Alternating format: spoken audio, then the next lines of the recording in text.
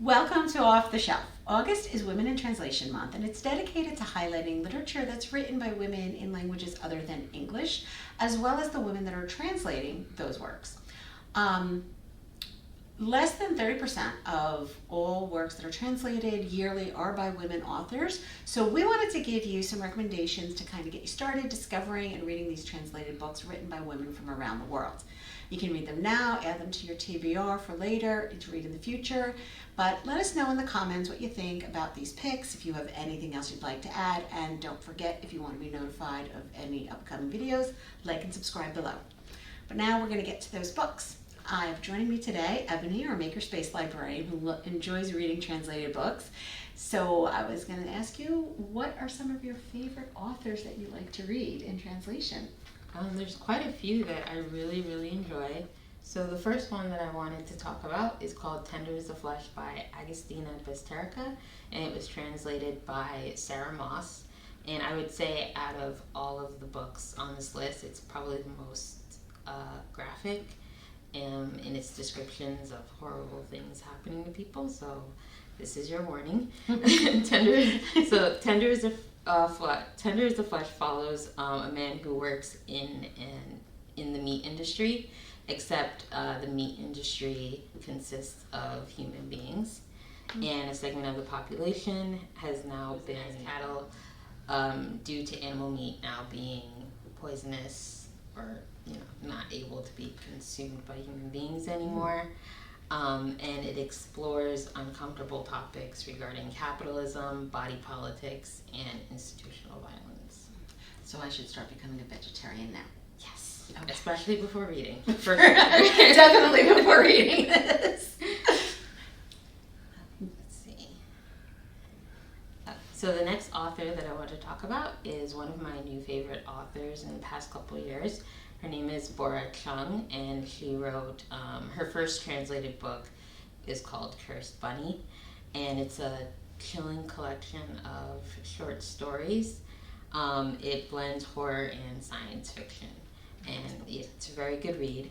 Her most recent release is called Midnight Timetable, and it explores this research institute that houses cursed objects, and so all the stories are interconnected with all of these cursed objects, and it's very good. I like short stories too. It's like a kind of way to introduce yourself to a new type of book or genre if you're not sure about it. Plus you can read them quick, get those books done. It's a really good, both books are very good. They're very different in terms of like storytelling, but her works are fantastic. So I'm adding the Midnight Timetable to my October for spooky season reading list, I think. Can't wait to hear what you think about it. Then, what do we have up next? Oh, shoot. There we go. Yeah.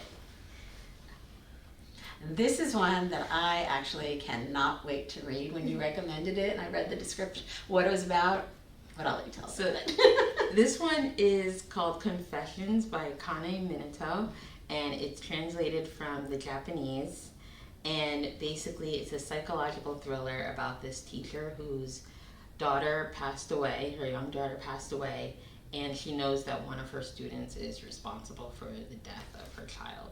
And the book is told in multiple point of view, so it starts off with the teacher lecturing the class, telling them that she's no longer going to be their teacher, but then she goes into letting them know that she knows that one of them killed her daughter.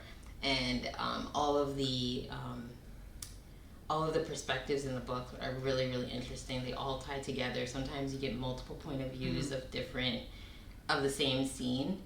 And it's a fantastically told story. I definitely recommend it. And it's a pretty quick read. Yeah.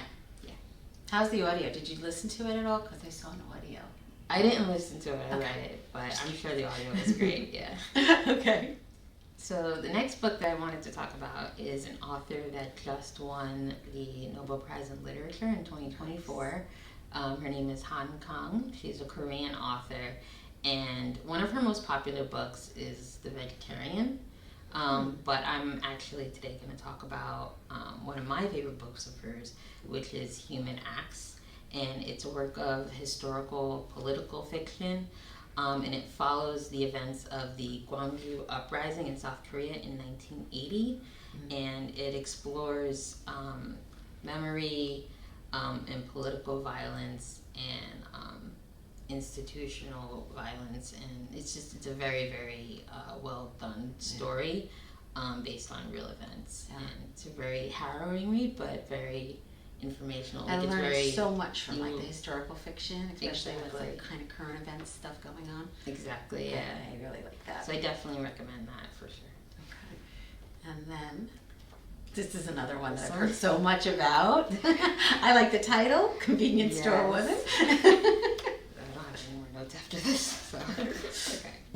We're gonna go off of. Okay. So the next book that I wanted to talk about is called Convenience Store Woman by Sayaka Murata.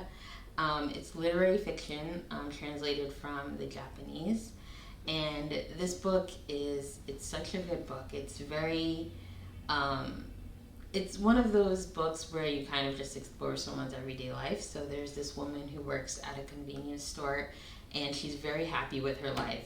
She doesn't want to move up. She doesn't want to do anything else. She just wants to work in this convenience store, and she's very good at it. She knows the ins and outs. She knows every little thing about this convenience store, and everything just fits in her life. But the people around her pressure her, like, you should be wanting more, you should want to do this, you should want to do that, and it just explores kind of how people's expectations of your life and what you should be doing conflicts with the happiness that you have with what you want. You know, you can be perfectly happy doing something, and it might not seem fulfilling for others, but it could be perfectly good for you. It's a very, very good story.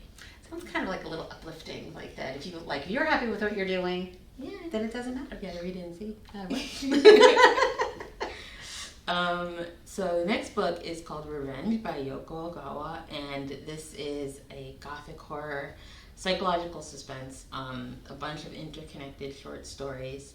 And this one I really love. She also wrote a book called The Memory Police, which is a bit of a sci-fi type of book. This one is more horror-based. It's translated from the Japanese, and I just wanted to put this one on because it's a quick read. It's really fun. The stories are all really great, and I my personal thing is I really love short stories that are connected with each other. Yeah, it's always really fun. That they somehow throughout the book, but you can read them separate, but they all kind of connect somewhere in there. Exactly. Yeah. Always so those nice. are the most fun for me. So I definitely wanted to put this on there because when I finished this, I was just trying to devour everything I could find by her. Awesome. Yeah. And now some nonfiction for us. Yes. So I wanted to put a nonfiction pick in here because this is a book that I read quite a few years ago, but it stuck with me. It's called Voices from Chernobyl by Svetlana Alexievich. And it explores voices from Chernobyl, especially voices from lower class and women that were affected by what happened in Chernobyl. I read this before the HBO show came out, so it was, it's very interesting, and she did a fantastic job of putting all of these voices together and really kind of exploring the devastating effects of the disaster. So I highly recommend it. Awesome.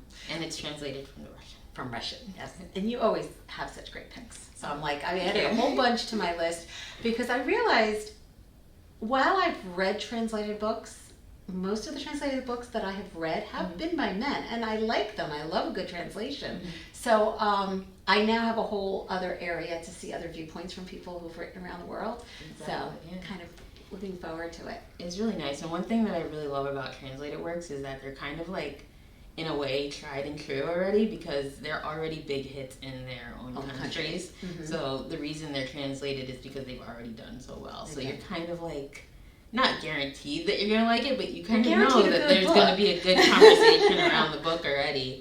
So I think that's one of the things that's really interesting. It's like, why is this book so great that they're like, the world needs to know about this? Exactly. So I love that. All right. So in addition to these wonderful picks that we got from Ebony, other fellow librarians of mine have given me some other recommendations that we just wanted to kind of mention for you. The first one is The Hole by Ho Young Pin, and I believe you might have read this one, or you were planning on it. Yes, I read this one already. It's very good. It's about a man who gets into a car accident, and his wife passes away, and he is left paralyzed and badly disfigured, and his mother-in-law takes care of him. But it does take a bit of a dark turn, and he's kind of left abandoned and alone, but also whenever she's around, things aren't great either. And if you like Misery by Stephen King, I think you'll really enjoy this. Very nice.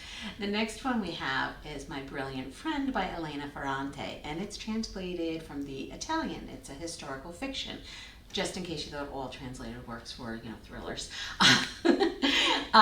It's a family saga that's chronicling a lifelong friendship in post-World War II Naples, Italy, and I believe it's been made into a TV show. I believe it's on Netflix, but it might be Amazon Prime if you want to check that out. It's the first in a trilogy. Then we have two selections by Olga Tokarczuk, and it's translated from the Polish. The first one is Drive Your Plow Over the Bones of the Dead, which is a crime fiction mystery, and the title is just fun to say, but it follows an eccentric elderly woman in a remote Polish village who investigates a series of mysterious deaths. And the other book by Olga is Flight, which is a literary fiction. It's a bunch of short stories that explore the interconnectedness of travel, human anatomy, and the nature of our very existence. And then we have Heartlamp by Banu Mushtaq, and this is translated from Indian. It's a literary fiction, again, short stories that portray the daily lives and struggles of the Muslim women and girls in southern India.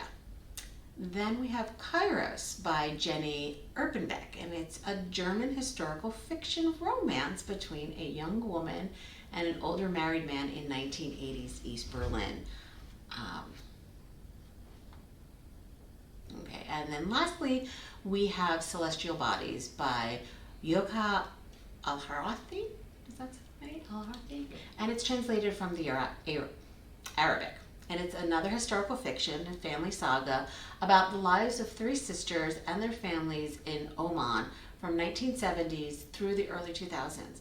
It explores the social and economical changes during this period, including the abolition of slavery in 1970 in that country. Okay. So we hope you like these titles. Thank you, Ebony, for joining me today. You had some wonderful recommendations. We'd ask you to drop a comment, let us know what you think, if you have any other suggestions or anything you would like us to look into. But until next time, happy reading. Happy reading.